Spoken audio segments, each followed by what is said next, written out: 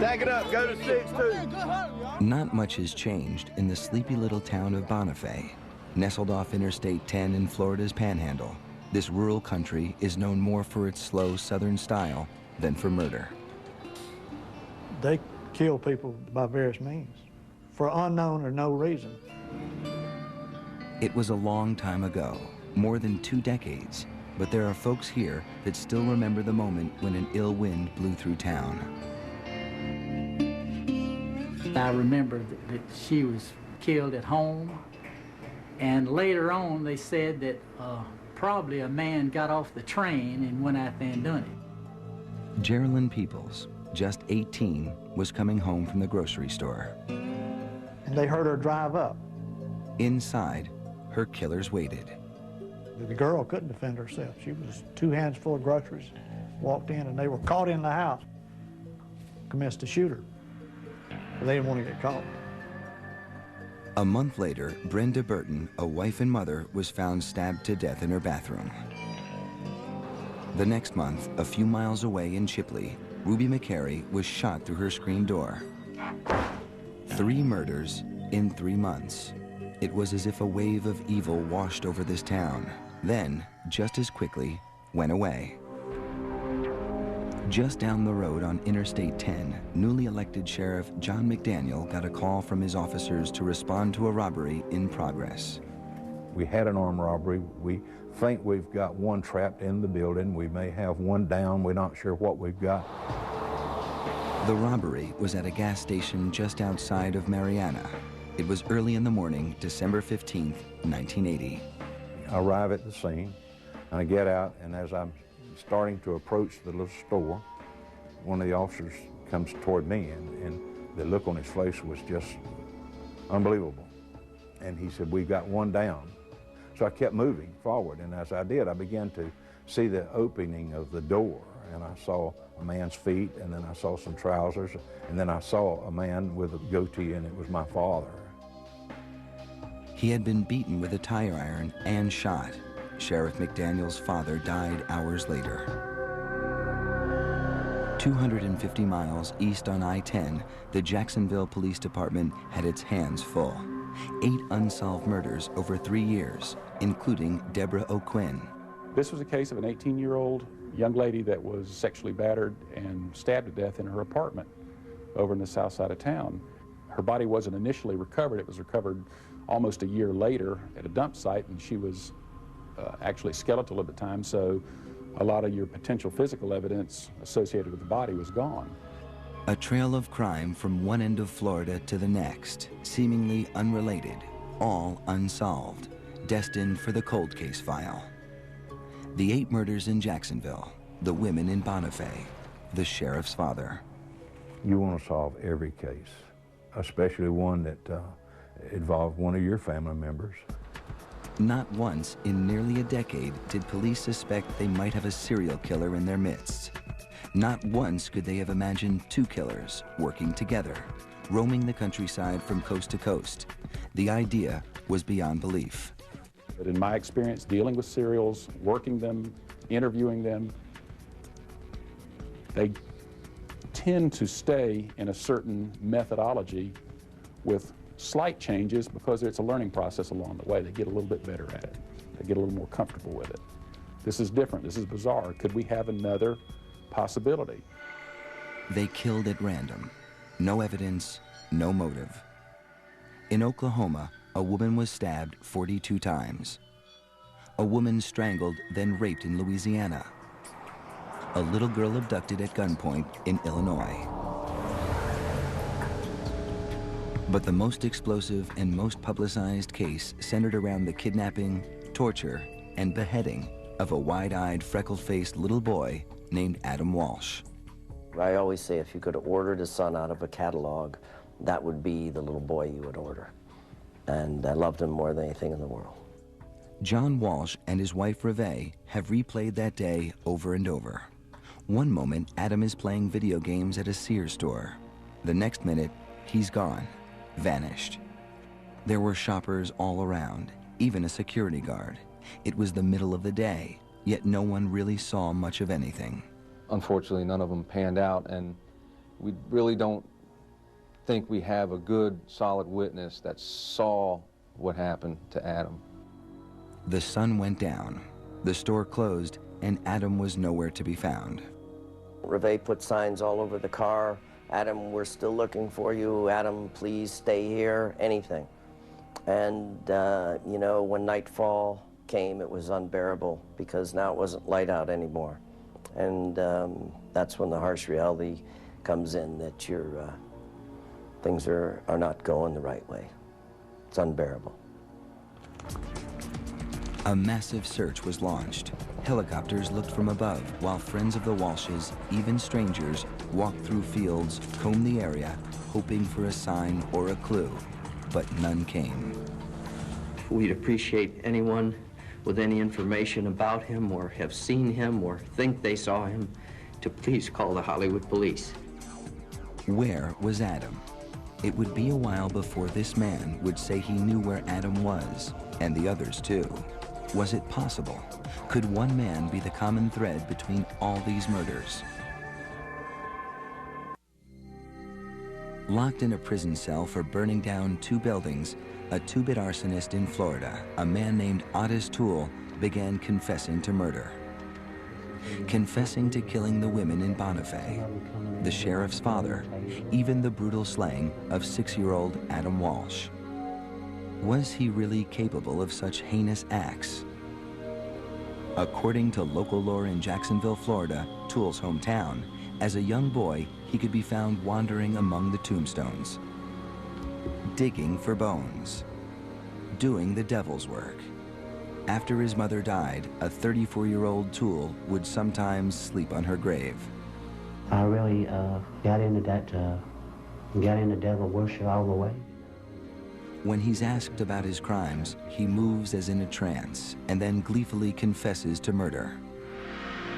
Someone's been cut wide open, and someone's been with a head, arms, and legs, and all that cut up. Detectives searched his face looking for a sign of the rottenness inside, looked into his eyes, and swore they saw Satan himself. I mean, his background is such that if you saw this man walking down the street, you're probably going to pick up the phone and dial 911. Otis Toole was born March 5, 1947, in Jacksonville, Florida. He was raised in a neighborhood of boarded-up houses and little opportunity. Otis was the youngest of 5 kids. According to prison records, his alcoholic father deserted them, and his mother admitted she couldn't handle him. He had no education. He couldn't hardly read. I mean, and he was just kind of limited to what he could do. He had an IQ of 75, barely able to read and write. He ran away from home when he was 9. By 13, Toole was busted for breaking and entering. He was in and out of boys' schools. He survived on the street by selling himself, and he could be found dressed in female attire. Antisocial personality, some sexual deviance, illiterate, transient kind of lifestyle. He was homosexual and would just float around from relationship to relationship. He had no morals. Toole had no morals. It was obvious. Toole was trouble with a capital T, and trouble seems to always find trouble. So it was no real surprise when he hooked up with a convicted murderer, Henry Lee Lucas. They met at a soup kitchen in Jacksonville, soon became lovers, and moved in together at Toole's mother's house. Lucas had killed his own mother when he was 23. They had nothing to do but travel around and roam around. And apparently they had no gainful employment, and they just went around stealing and moving on, trying to stay ahead of the game. And what a deadly game they played until their capture in 1983. Lucas was arrested, convicted, and sentenced to life in prison in Texas for the murder of 9 people. Toole was picked up for arson in Florida. Now they played with police, sending them down a dozen different pathways, drawing pictures of their victims, and boasting about their murders.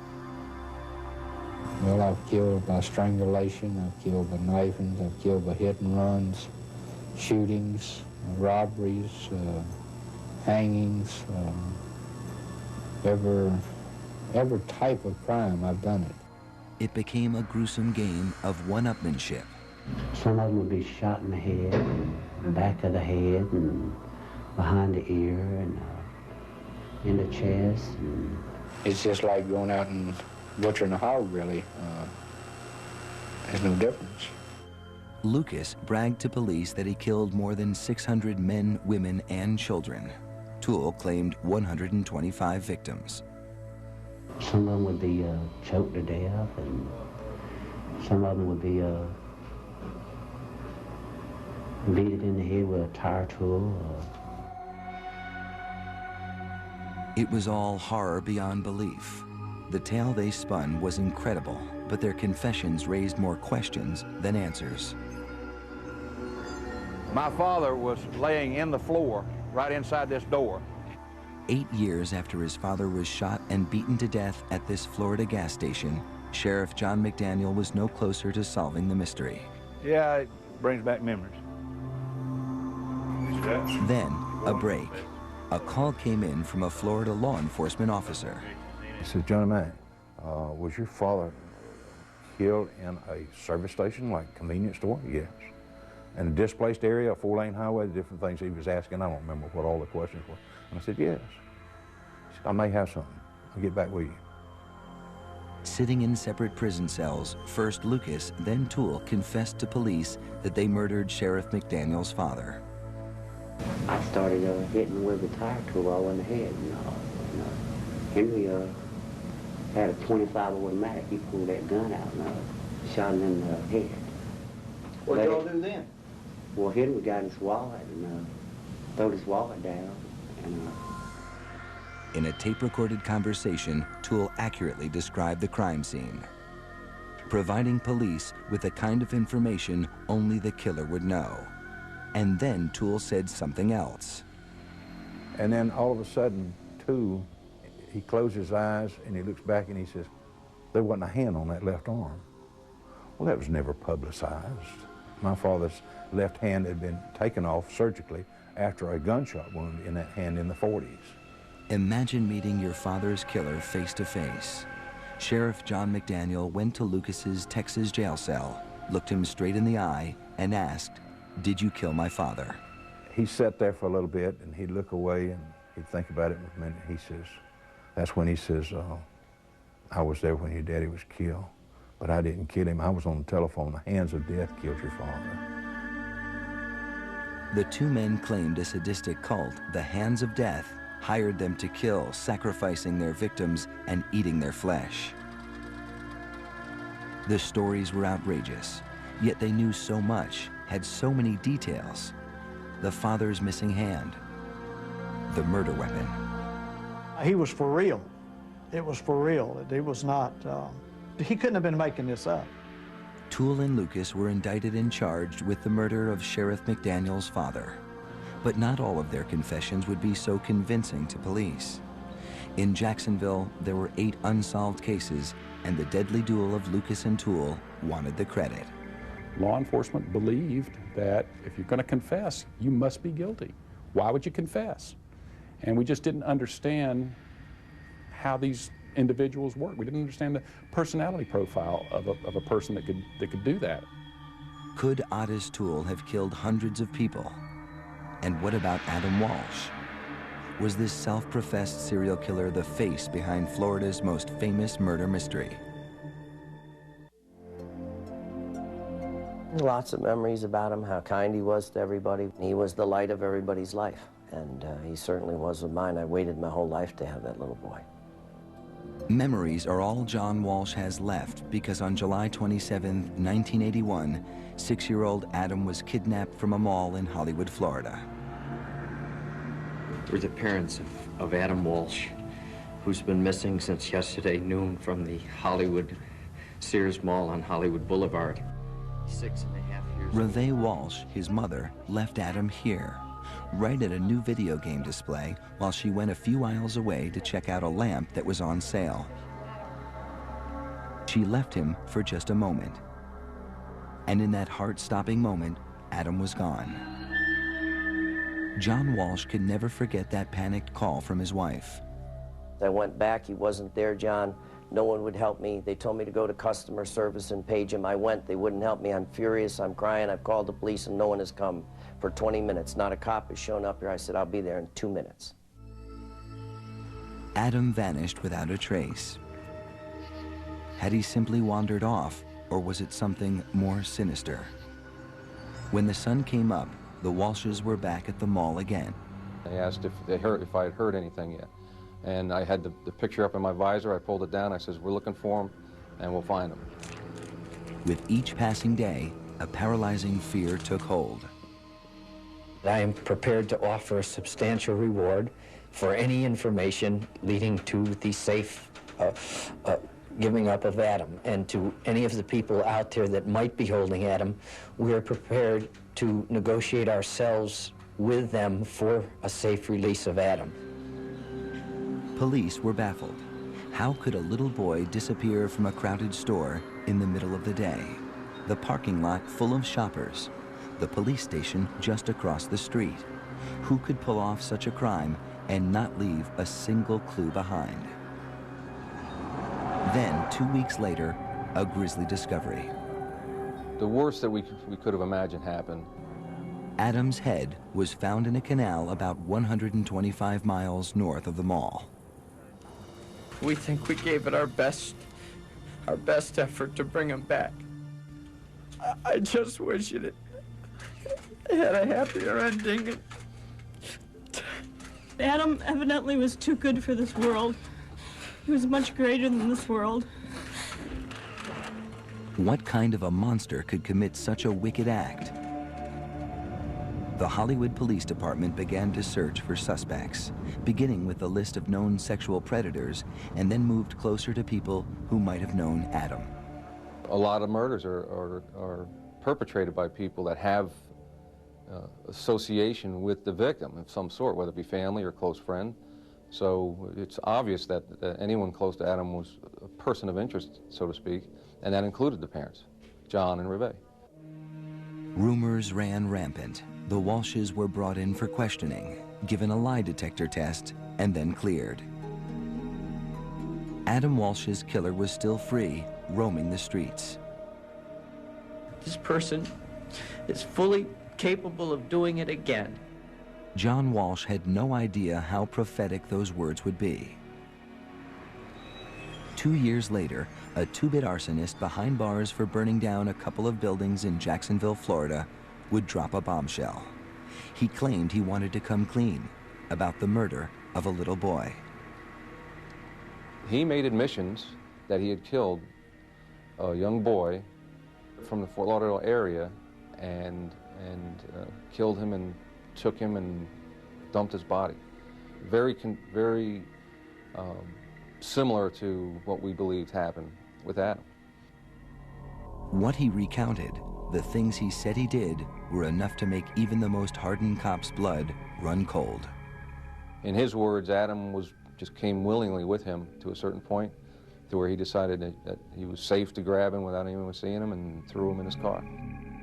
He said that July afternoon, he locked Adam inside his 1971 Cadillac and drove off towards his home in Jacksonville. Along the way, Adam started crying, so he punched him in the face. At some point, he pulled off the road, used a machete, and decapitated Adam. He said he drove around with Adam's head and eventually tossed it into a canal. Adam's head was found at mile marker 130. His body was never recovered. This little boy had no chance when faced with so deranged a killer as Otis Toole. If he met anybody on the street, they'd be scared of him. He was a weird-looking individual. The way he carried himself, the way he looked, the way he communicated. Toole wrote letters to the media and Disney World, boasting about his evil acts. The words are chilling. I'm the man who kidnapped, raped, murdered, and cut up Adam Walsh. I really love to rape and kill, and I'm awfully good at it. Maybe the best in the business. He even wrote Adam's father. I read the letter and threw up in the bathroom when I was showed that letter. I mean, here's a guy that admitted to me in a letter that he had murdered my son. I have the letter. what he did to him, and he wanted to $5,000. Was it an evil boast? How many had Toole and his partner actually killed? How could the police be sure? I absolutely believe in evil. I've met it firsthand. I've experienced it firsthand. I believe that good and evil walks this planet.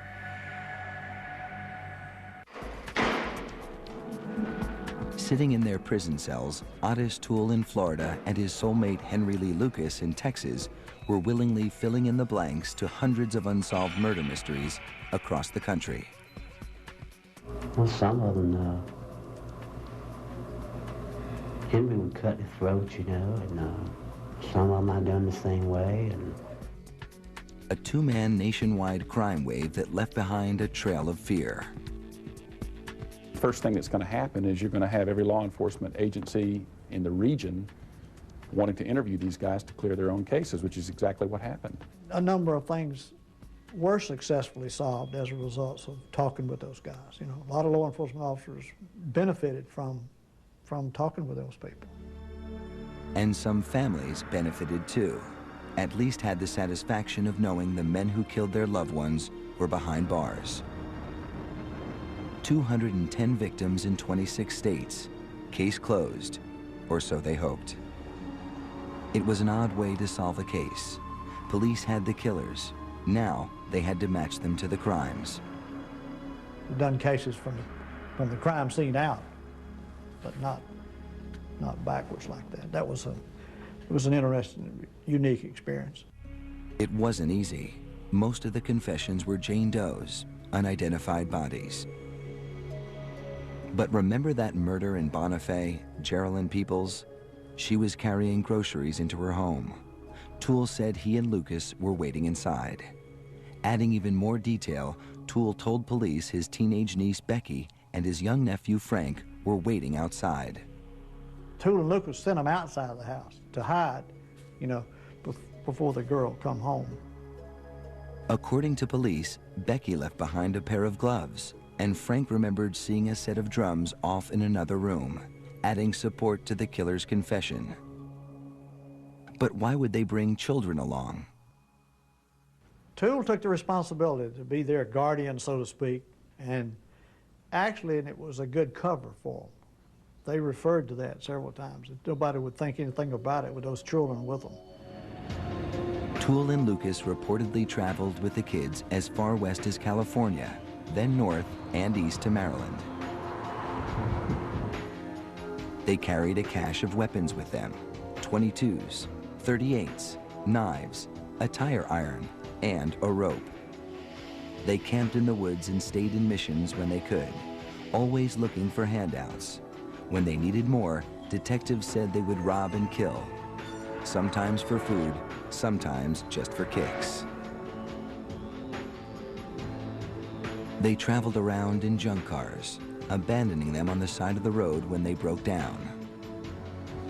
Then they'd ride the rails back to their home in Jacksonville, Florida. From their prison cells, Lucas and Toole took police down their bloody trail. The cops didn't know what they had on their hands. I heard some of the details regarding the homicides. It made Charles Manson sound like Tom Sawyer. Why were they talking? Was it an attack of conscience or something more cynical?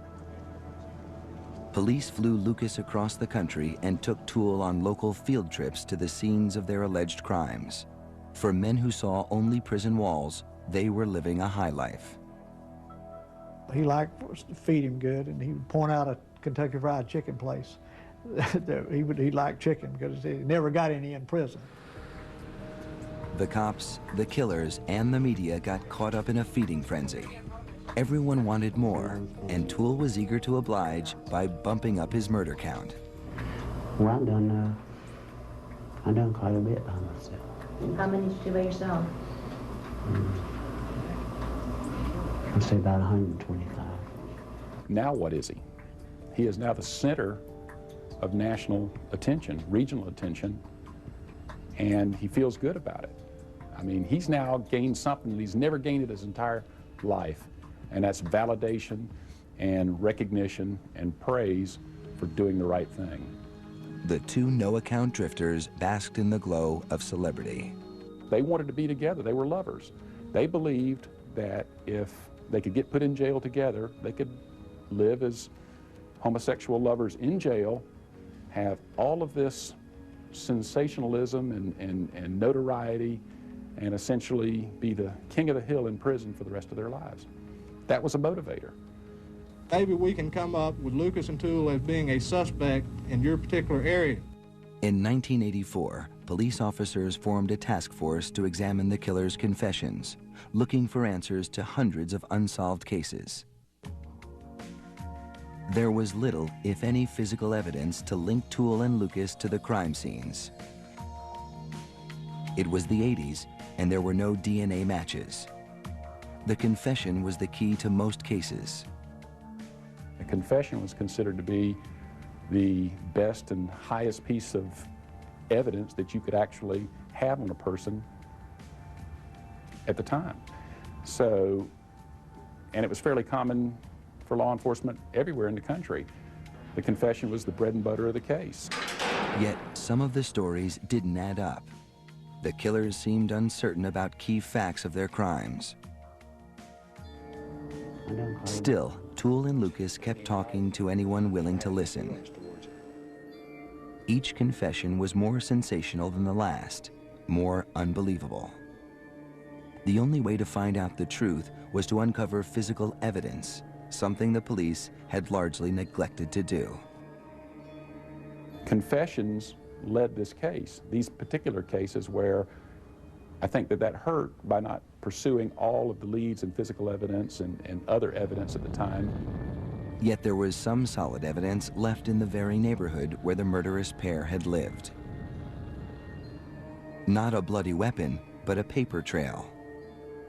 A payroll record, canceled checks that would prove if Toole and Lucas were telling the truth. The answer would come back to haunt investigators in the Adam Walsh case.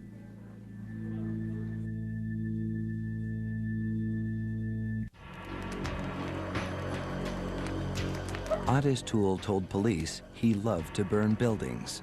He's an arsonist, we know that. Getting caught for burning down 2 boarding houses sent Toole to prison for 15 years.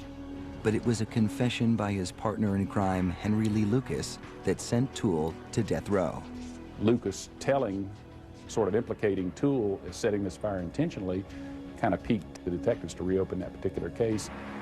Lucas claimed an elderly man who had died in the fire was someone Toole knew, and the arson was premeditated murder.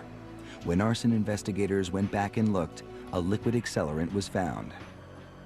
Here you have a case where you have a crime that he's been convicted before for. It fits his profile. You have something a little bit more compelling. Now, does that mean that he did that? Not necessarily. By today's standard, that still is not enough. But in 1984, it was more than enough. Whether Lucas's confession was true or not, Toole was convicted and sentenced to die. Then, in the ultimate betrayal, Toole's lover, Lucas, murdered Toole's favorite niece in a fit of rage. Toole vowed revenge. I'll kill her myself, I would. Because? Yeah. Why? Because he killed my own flesh and blood, and I know how it feels now, you know. It really hurts. Oddly, even after Lucas turned on Toole, they continued to back each other up on even more sensational stories. In a tape-recorded phone conversation, they went so far as to claim cannibalism. And you know, one time you away from their bodies and I did too. Yeah, I know. That cutting up like meat, you know. Well, I've seen bodies cut up worse than you've ever seen a body cut up. Tastes like real meat when it got barbecue sauce on it, don't it? Well... The gruesome claims, the sheer volume of confessions made for stunning headlines, but the outrageousness of the claims left some with doubts. Finally, an investigative reporter for the Dallas Times-Herald did what many police did not. He followed a paper trail that showed many of the claims of murder were lies. He documented that Toole and Lucas were in Delaware and Maryland at the very time they were supposed to have killed 3 women in Oklahoma and Colorado. And although police credited the duo with 4 murders on the West Coast, while sales receipts and employment records placed them on the East Coast in Florida. And on, Toole and Lucas's credibility became severely damaged. Now, closed cases were quietly reopened. We were concerned if it was truthful, because we had cautious flags up that they were, would brag about something that might not have occurred. They may have read it in the paper, or somebody may have come along in an interview and told them about it. And then there were those 8 unsolved murders in Jacksonville, a spate of killings laid at the feet of those 2. We did work a number of years ago and clearly determined that it was not Otis Toole or Henry Lucas. And what about the Adam Walsh case, Florida's most famous unsolved murder mystery? I'll always be the father of a murdered child. I'll always be heartbroken. I'll always be angry. Even before the damning evidence that Toole had lied on other cases, there were problems with Toole's confession to Adam's murder. It was an odd coincidence that he confessed just 1 day after a movie about Adam's killing aired on television. Toole had access to a TV in prison. Adam! Was it possible that he picked up details from the movie to make police think he was guilty? The movie showed the kidnapping took place at a Sears store. Adam was inside at the toy department. These same details were in Toole's confession. Toole also claimed Henry Lee Lucas was with him when he snatched Adam from the mall. But that was impossible. Lucas was in jail on an old auto theft warrant. Now he changed his story. And then he went on to admit that he alone committed the crime, and he alone killed the child, and he alone disposed of the remains. And there were several versions of how he disposed of the remains as well. The case was made even more difficult by Toole's actions. He'd confess, then recant. He confessed several times, and recanted several times, and then confessed to it again, and then recanted again. That's a problem, especially since you can't place that person, being Otis Toole, with physical evidence. You can't place him anywhere, anywhere in this crime. Otis Toole told other prisoners in the prison, because I talked to them, they said he loved to play with the cops. He loved to play with them. He'd give them enough information to make them serious, and then he'd recant it and watch them scramble around like idiots. Was it a game? To find out, police tried to trick him by driving him around and showing him different sites where Adam might have been kidnapped. Toole passed the test.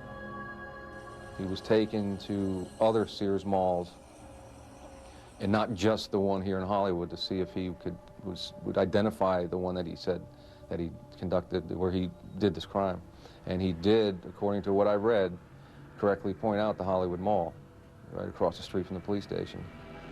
Detectives said he did have access to a weapon, a machete or bayonet, and it was the type of weapon that was used to kill Adam.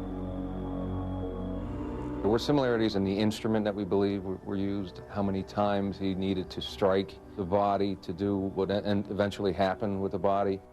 And the medical examiner said Adam had been punched in the face. In Toole's confession, he mentioned hitting the little boy. There was similar trauma to the remains where he indicated that he had struck the child. Detectives tracked down the car Toole said he used to kidnap Adam. The vehicle was recovered and it was impounded, it was tested, evidence was attempted to be recovered from the vehicle, and it was in fact bloody carpet that was in fact recovered from the back seat of the vehicle. But back in the 1980s, there was no DNA testing, and they couldn't prove it was Adam's blood in Toole's car. Without the murder weapon, an eyewitness, and with Toole's recanting his confession, the police didn't believe they had enough to charge him with murder.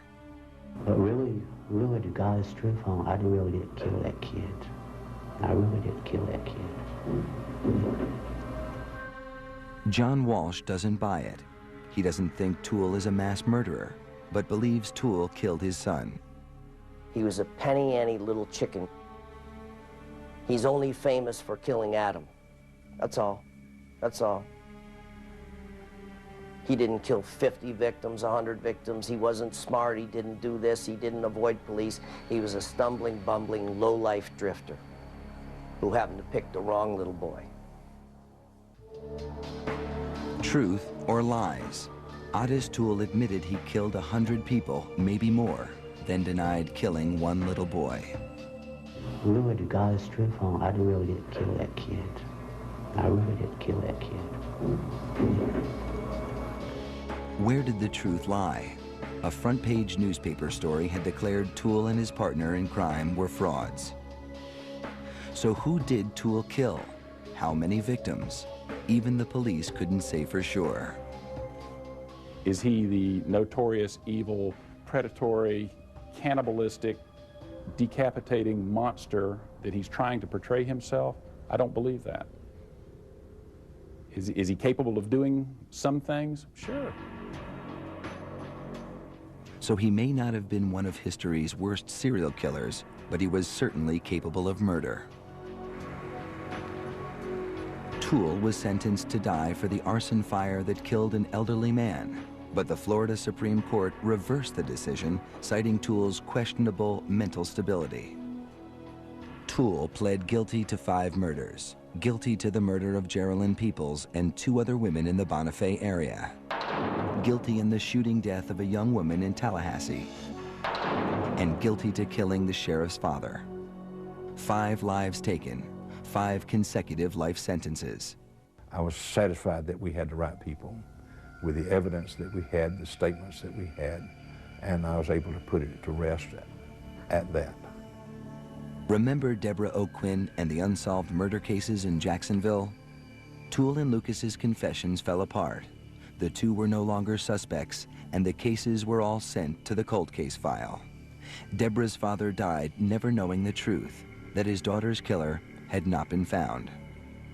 This man died believing that Otis Toole was the killer, and we know that he wasn't. We know that now. As for the Adam Walsh case, Toole was a suspect until he recanted in 1984. I told him I killed a kid, but I really didn't kill that kid. Toole said the Hollywood detectives led him to the area where Adam's head was found, and he was able to identify it because police had earlier shown him crime scene photos with a bridge clearly visible. I didn't show him where it was at or anything, you know. See, I went and found out about the bridge, you know, in the picture and all. Without a confession and physical evidence linking him to the crime, Toole was never charged with Adam's murder. And the case disappeared from the headlines. Then, 15 years later, a lawsuit by local newspapers forced the authorities to unseal the police files. Copied onto microfilm were 10,000 pages detailing the hunt for Adam's killer. Once those newspapers got in those files, they saw one horrible mistake after another. Around the same time that the reporters got into the records, a new team of Hollywood detectives, the Cold Case Squad, took a fresh look at the files. Tucked away in a manila envelope, the detectives found a pair of children's shorts and flip-flop sandals that had been buried in the backyard where Toole and his mother lived. Can you believe that? That after 15 years, they would bring a pair of shorts and a flip-flop that could have been Adam's, could have been our son's, could have been buried in the back of his mother's yard. Proved unequivocally, and no one in that police department ever put it together. It turned out that they were not Adam's clothes, but there was other forensic evidence that might have, with modern technology like DNA testing, linked Toole to the murder. Especially the pieces of carpet that police had taken out of Toole's car. And there was a blood-soaked piece of carpet in the back of that Cadillac. Blood-soaked. That Otis Toole said that he decapitated Adam in the back seat. Where was that blood-soaked piece of carpet? Unfortunately, it was lost. A miscommunication between the crime lab and the Hollywood police led to it being misplaced and possibly destroyed. That was the ultimate piece of evidence in this case. Right there, it's lost, it's gone. In fact, the car itself, a potential source of hair and fibers, was also gone. It was junked back in, I believe it was the early 90s. It was sold and resold and sold again. It was traced to a junkyard that it's impossible to find it now. What kind of police work is that? In the biggest unsolved murder case of a child in the history of Florida, you lose evidence, unexcusable. Absolutely unexcusable. You lose a car, how do you lose a car? One final mistake. Hollywood's cold case team says it wasn't told that Otis Toole was close to death with cirrhosis of the liver, a lost chance for one last interrogation. You would like to think, as an investigator, standing next to his deathbed, that you would be able to convince him, knowing he's going to die, to cleanse his soul, that you as an investigator could convince him to come clean, so to speak. Otis Toole, a man who once confessed to killing hundreds, chose to remain silent. He had pled guilty to killing 5 innocent souls, but had left the families of other victims in anguish, left to wonder, always questioning. Had Toole killed their loved ones? Whatever the answer, Toole's secrets were buried with him. He died in prison on September 15th, 1996. Otis Toole deserved the horrible death that he got. He should have had a worse death, and I hope he burns in hell for the rest of his life. On a summer day, Adam Walsh was taken and brutally murdered. That's all anyone can say for sure. Who killed Adam Walsh remains a mystery. Next, on Cold Case Files, she was murdered. Put the gun to her head and said, "You're in trouble now." I knew it didn't look good. But only one clue linked her to the killer. And that's what we've been fighting for 16 years. The Emmy-nominated series, Cold Case Files, next on A&E.